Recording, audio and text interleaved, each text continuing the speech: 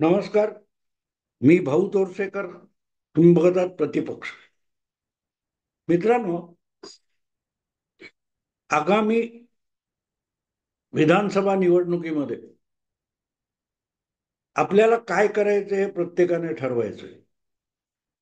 लोकसभा निवडणुकीत मुस्लिम मतं ही कन्सोलिडेट झाली, त्यांचं ध्रुवीकरण झालं. ती एकतर्फी एक गठ्ठा इंडी आघाडीच्या बरोबर गेली. आणि माझी अपेक्षा होती, मी ते वारंवार बोललेलो आहे, की या विजयानंतर म्हणजे इंडी आघाडीला ज्या 3-4 राज्यामध्ये चांगलं यश मिळालं, ते मुस्लिम एक गठ्ठा मतांमुळे मिळालं असेल, तर मुस्लिम समाज आणि त्यांचे धर्मांध नेते अधिकाधिक आक्रमक होणार, हे मी बोललो होतो. आणि याला शह देण्यासाठी आजपर्यंत सौम्य भूमिका घेणाऱ्या नरेंद्र मोदींना आणि भारतीय जनता पक्षाला अधिक कठोर आणि नावडते निर्णय घेण्यापर्यंत जावं लागेल. आणि झालंही तसंच. मुस्लिमांच्या आक्रमकतेला उघड आव्हान न देता अतिशय सेक्युलर आणि संयमी आणि सहिष्णू असणाऱ्या हिंदू समाजाला त्याच्या सुप्तावस्थेतून जागवण्यासाठी कुठलं आव्हान तुमच्या समोर आहे ते दाखवणं गरजेचं होतं. आणि त्या दृष्टीने अगदी पहिल्या पहिल्या संसद अधिवेशनामध्ये, लोकसभेच्या पहिल्याच बैठकीत वक्फ कायद्याच्या दुरुस्तीचं विधेयक मोदी सरकार घेऊन आलं. आणि त्याचं कारण सरळ होतं, की अनेकदा झोप झोपलेल्या किंवा झोपेतून झोपेचं नाटक करणाऱ्याला कानफटीत मारूनच उठवावं लागतं. त्यामुळे खडबडून जाग येण्यासाठी कठोर कारवाई आवश्यक होती. आणि हिंदू समाजाला आपल्या एकमेव हिंदू भूमीमध्ये किती संकटातून भविष्य काळात जावं लागेल हे दाखवणं आवश्यक होतं. आणि म्हणूनच वक्फ कायदा म्हणजे काय याची चर्चा व्हावी, म्हणूनच वक्फ कायदा आणला गेला. आणि त्यातले धोके दिसत असल्यामुळे इंडी अलायन्सचा भाग असलेल्या उबाठा शिवसेनेच्या 9 खासदारांना वक्फ विधेयक मांडलं जात असताना त्याला पाठिंबा देता येत नसेल, तर विरोध सुद्धा करणं अशक्य झालं. आणि त्यांना सभागृहातून गायब व्हावं लागले. तात्काळ त्याची प्रतिक्रिया उमटली. ज्या मुस्लिम मतांच्या गठ्ठ्यावर उद्धव ठाकरेंना 9 खासदार मिळालेले होते, त्या मुस्लिमांच्या एका जमावाने मातोश्रीपर्यंत मोर्चा आणून उद्धव ठाकरे यांना शेलक्या भाषेत गद्दार गद्दार म्हणून सुद्धा हिणवलं.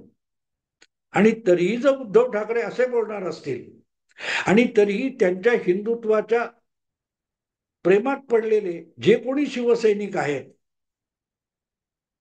त्यांना समोर संकट काय आहे ते समजावण्याची गरज आहे. तुमचा भाजपवर राग असेल, अनेकांचा असेल, पण म्हणून महाविकास आघाडीला मत द्यायचं का? आणि महाविकास आघाडीलाच मत द्यायचं असेल, तर मग तुमच्या समोर काय वाढून ठेवलंय बघा. एक इंडिया अलायन्सचा नुसता विजय काय झाला, आणि गुजरात सारख्या राज्यामध्ये गणपतीच्या मिरवणुकीवर दगडफेक करण्यापर्यंत मजल गेली. कर्नाटकात गणपती उत्सवावर मंडपावर दगडफेक करण्यापर्यंत मजल गेली. रत्नागिरी सारख्या शहरामध्ये हिंदुत्ववादी संघाच्या संचलनाच्या विरोधात निदर्शनं करण्यापर्यंत मजल गेली. हे सगळं बघितलं तर तुमच्या लक्षात येईल की मुस्लिम एक गठ्ठा येऊन मतदान करतात, तेव्हा तुमच्या समोर काय संकट वाढून ठेवलंय हे तुम्हाला कळलं पाहिजे. आणि त्या उपर जर तुम्हाला महाविकास आघाडीला मत द्यायचं असेल, अगदी आमचं हिंदुत्व वेगळं म्हणणाऱ्या उद्धव ठाकरेंच्या एकनिष्ठांना जर त्या हिंदुत्वासाठी महाविकास आघाडीला मत द्यायचं असेल, तर मग माझं सोपं उत्तर त्यावर असं आहे की मग उद्धव ठाकरे कशाला पाहिजे, मग शरद पवार कशाला पाहिजे, मग काँग्रेस कशाला पाहिजे. सरळ सरळ आपण ओवायसीलाच निवडू. ओवायसीलाच निवडू. याचं कारण वक्फचा जो कायदा आहे तो अल्पसंख्य असूनही मुस्लिमांना हा देश सरळ सरळ गहाण टाकणार आहे. वक्फ बोर्डाने कुठेही बोट ठेवायचं, ती जागा, ती जमीन, ती मालमत्ता त्यांची होते आणि ती मालमत्ता त्यांची आहे याचा कुठला पुरावा द्या म्हणून आपण कोर्टात धाव सुद्धा घेऊ शकत नाही. अशी स्थिती या वक्फने आणलेली असेल तर त्याला आव्हान देताना भाजपचे हात मजबूत करायचे, तर ते भाजप मोदींसाठी नाही, तर तुम्ही तुमच्या पुढच्या पिढ्यांसाठी आणि तुमच्या हिंदू असल्याच्या अस्तित्वासाठी करणं आवश्यक आहे. नसेल तर मग दलाल कशाला पाहिजेत. वक्फ म्हणजे काय? वक्फ म्हणजे जसं मराठवाडा हा स्वातंत्र्यपूर्व काळात निजामाच्या संस्थानाचा भाग होता आणि ब्रिटिश सत्ता सोडून जाणार असतील तर वरच्या पाकिस्तान आणि तिकडच्या पूर्व पाकिस्तान म्हणजे आजचा बांगलादेश याप्रमाणे दक्षिणेमध्ये उस्मानिस्तान असा एक मुस्लिम वेगळं राष्ट्र निर्माण करण्याचा डाव होता निजामाचा. तो सरदार पटेलांनी हाणून पाडला. तर त्या विरोधात आपलं एक मुस्लिम राष्ट्र निर्माण करायचं म्हणून जशा पाकिस्तानात किंवा पूर्व पाकिस्तानात हिंदूंवर हल्ले करण्यात आले, त्यांची कत्तल करण्यात आली, तसाच प्रकार हैदराबाद संस्थानामध्ये झाला होता आणि ते करणाऱ्यांना रझाकार म्हणतात.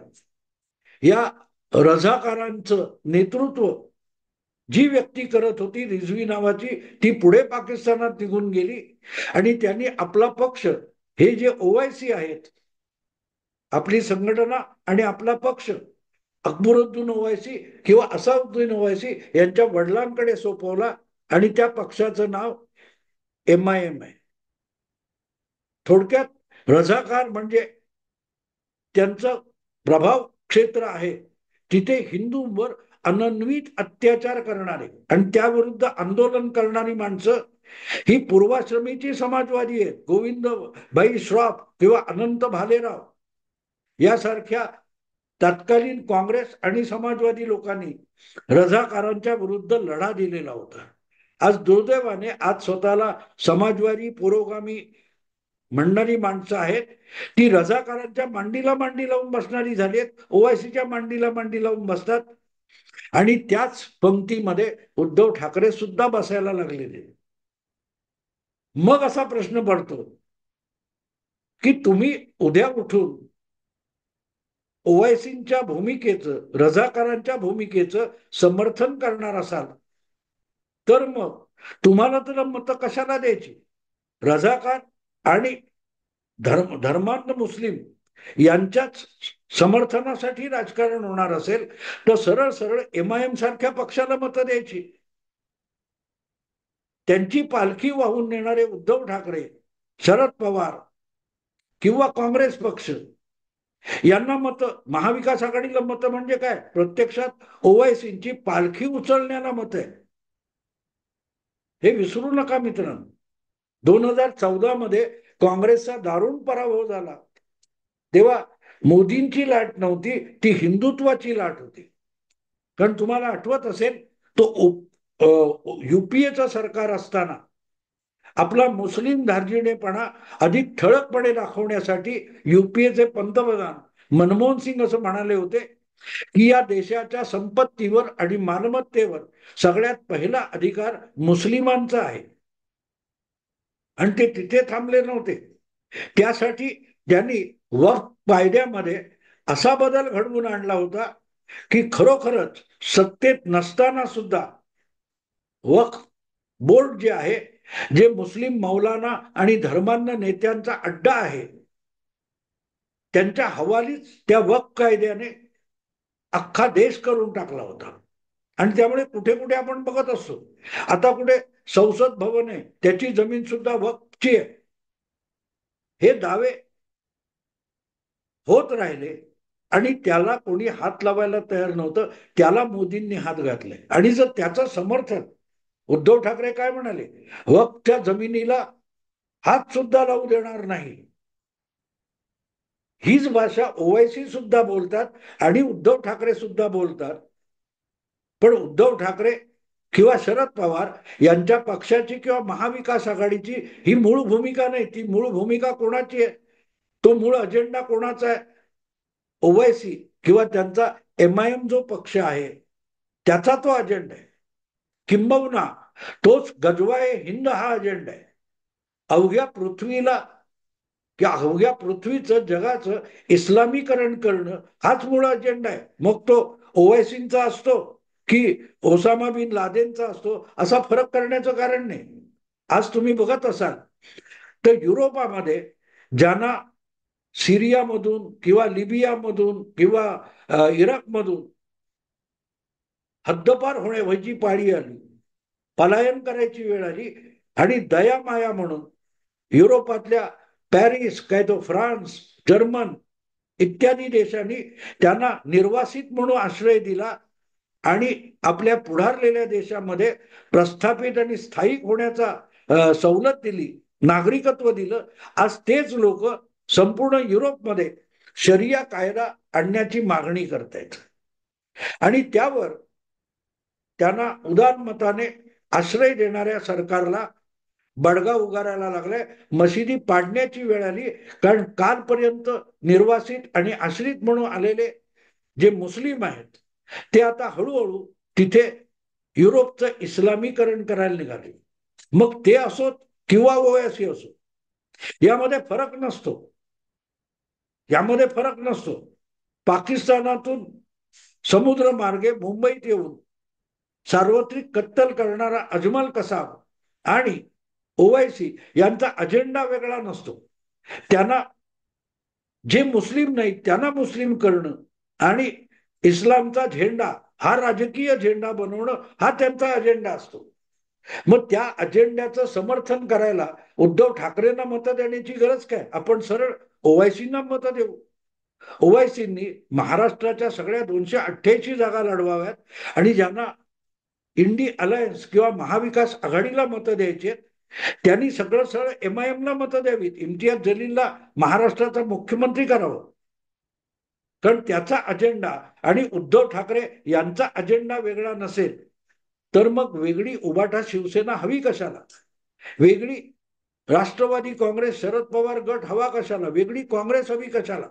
2014 मध्ये जेव्हा हिंदुत्वाची लाट आली आणि नरेंद्र मोदींना निर्विवाद बहुमत मिळालं, त्यानंतर काँग्रेसचा इतका दारुण पराभव का झाला याचं आत्मपरीक्षण करण्यासाठी सोनिया गांधींनी AK अँथनी यांच्या नेतृत्वाखाली एक समिती नेमली होती आणि त्या समितीचा जो अहवाल आला तो जाहीर करण्यात आला नाही, पण त्या अहवालामध्ये जे काही त्यांचं संशोधन होतं त्याची चर्चा वारंवार होत असते आणि अँथनींनी काढलेला निष्कर्ष असा होता की हिंदू मोठ्या प्रमाणावर काँग्रेसकडे मुस्लिमांचा पक्ष बघतात, पक्ष म्हणूनच बघतात आणि त्यामुळे हिंदू मतदार हा काँग्रेसपासून दुरावत गेलेला आहे. आज जर तो काँग्रेस पक्ष आणि त्याचे सर्वोच्च नेते राहुल गांधी राजरोसपणे इस्लामचं समर्थन करताना आणि हिंदुत्वाचा विरोध करताना, भाजपचा विरोध करताना हिंदू समाजावर, हिंदू परंपरेवर आणि हिंदू संस्कृतीवर हल्ला चढवत असतील तर मग या सगळ्यांना बाजूला ठेवा आणि ओरिजिनली ज्यांना हा देश इस्लाम मुस्लिम करायचा आहे त्या ओवैसींकडे आपण जाऊ शकतो. कशाला पाहिजे अखिलेश? कशाला पाहिजे ममता बॅनर्जी? तुम्ही जर ओवैसी आणि त्यांच्या अजेंड्याची पालखी उचलणार असाल आणि पुढल्या काळात त्यांचा झेंडा खांद्यावर घेणार असाल तर आपण ओरिजिनल ओवैसीला शरण जावं. मला वाटतं हमीदाबाईची कोठी किंवा कुठच्या तरी त्या नाटकामध्ये कसा प्रसंग आहे की ती त्यातली जी तरुण मुलगी असते ती त्या गुंडा बरोबरच लग्न करते. का करते? जो त्या कोठीवर येऊन दादागिरी करणारा गुंड असतो त्यालाच ती स्वतःला अर्पण करून टाकते. याचं कारण असं असतं की त्याला जर त्याचा अधिकार आपण मान्य केला तर मग बाकीचे गुंड आपल्याला त्रास देणार नाही. तेव्हा मग लहान सहान गुंडांच्या मागे जाण्यापेक्षा किंवा त्याच्या टोळीतल्या कुठच्या तरी 10 गुंडांकडून बलात्कार सहन करण्यापेक्षा थेट सगळ्यात मोठा त्यांचा गुंडांचा बॉस आहे, त्यालाच ती निमूटपणे स्वीकारते, त्याचीच बायको वगैरे होऊन जाते. आपली परिस्थिती वेगळी आहे का मग? आपली परिस्थिती वेगळी आहे का? ओवायसी त्यांचा अजेंडा, ओसामा बिन लादेन त्यांचा अजेंडा, याचीच पालखी जर महाविकास आघाडी वाहून नेणार असेल तर मग मध्यस्थ पाहिजेत कशाला? मध्यस्थ पाहिजेत कशाला? सरळ सरळ ओवायसींना आपण मत देऊन टाकू ना. अन्याय अत्याचार त्या ओवायसींच्या दलालांकडून सहन करण्यापेक्षा थेट ओवायसी अत्याचार करतील ते स्वीकारू. थोडक्यात ओवायसींना मत आणि महाविकास आघाडीला मत यामध्ये काडी मात्र फरक राहिलेला नाही. यावेळची विधानसभा निवडणूक किंवा यानंतरच्या पुढच्या निवडणुका याकडे आपण याच नजरेने बघितलं पाहिजे. आपण कोणाला मत देतोय, तो आपल्याच मुळावर येणार आहे का, याकडे बघा, विचार करा. वक्फ कायदा हा जर हिंदूंचं भारतातलं प्रभुत्व संपवणार असेल तर मग वक्फ कायदा म्हणजे भारताचा पाकिस्तान करणं होतं.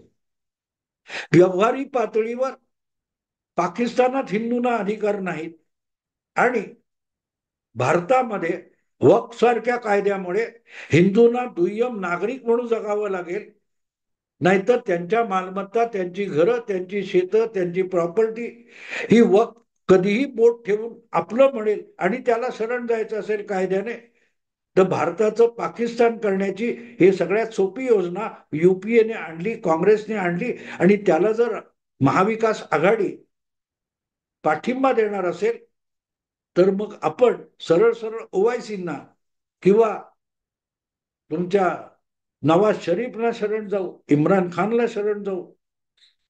आपण भारताचा पाकिस्तान करायला मदत करू ना. आपण ओवायसींना मदत करू, त्यांना मत देऊ.